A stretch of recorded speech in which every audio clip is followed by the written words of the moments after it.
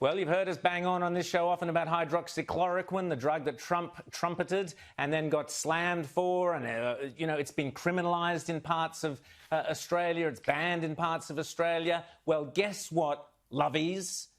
Hydroxychloroquine has been approved in Italy this week. The equivalent of the TGA there said that from today, the prescription of the drug hydroxychloroquine is allowed under the precise responsibility of the doctor and under his strict control to patients suffering from COVID in the initial phases of the disease. This means respecting the medical profession exercised in science and conscience, as we have always supported. And well done, Italy. And as we have said repeatedly for 9 months on this show, shame on you, Australian medical bureaucrats. You really don't know what you're doing and the damage you have done, the lives that have lost because hydroxychloroquine, ivermectin and others have not been permitted.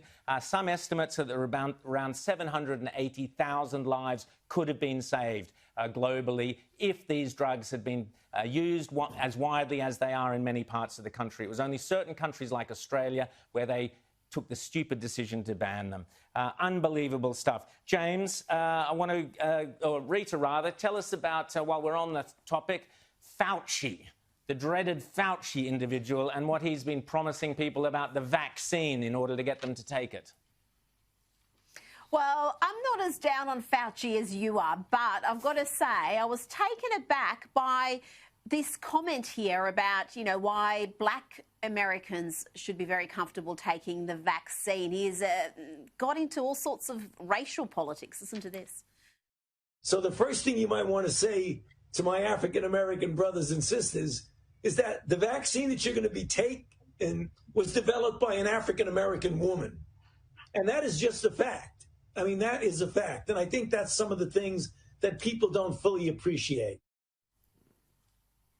My brothers and sisters. I mean, where was that from? That was Why just would I so care who made the cringeworthy. vaccine? Exactly. Exactly. I mean, is that going to say that any other race would be less comfortable? I mean, would you ever say that white people should take the vaccine because a white person developed it? Imagine if you said that. The world would collapse if you said that.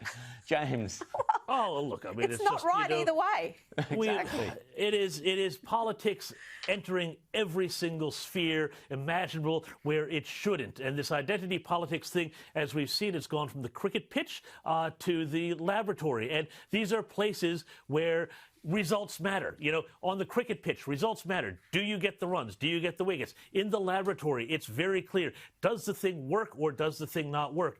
And once you start to introduce all of this political stuff into it and the identity politics into it, you really destroy people's faith in those sorts of things. You know, we saw that in the U.S. when sports started to fall apart ratings-wise because everybody went woke and ESPN and all the NFL and everything fell apart. And I worry that by politicizing and adding this identity politics element to the vaccine, people who are already a bit nervous, and I don't think they should be as nervous as a lot of them are, but people who are already a bit nervous about this start to think, well, hang on, what's this all about? Is this about, you know, giving me a vaccine and getting out of this pandemic, or is this about making people feel good about themselves and putting somebody on the cover of Time?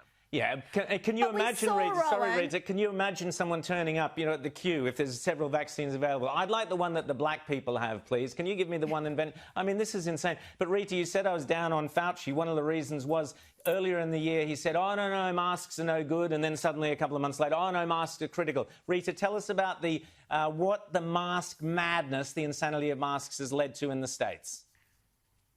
Well, have a look at what happened to this young family who have a toddler, 2-year-old child, who would not keep the mask on her face. And if anyone's had a toddler, they know, you know, trying to get them to have a mask on their face is pretty difficult. The whole family were kicked off the flight, and just the treatment is appalling. Have a look at what happened. We just got kicked off the flight because our 2-year-old would not put on a mask, and we tried. I mean, I'm gonna put a video on. And they're sending all of our bags and Adeline's car seat to New York. And we're banned off of United forever because a 2-year-old would not put on a mask. Okay? Kaya Musa ito ba ni? Ano man? Musa. Musa ito ba ni? Okay. We can't force her. She's literally holding it and she's crying. You're gonna do this to us? Like right now? Yeah? Wow.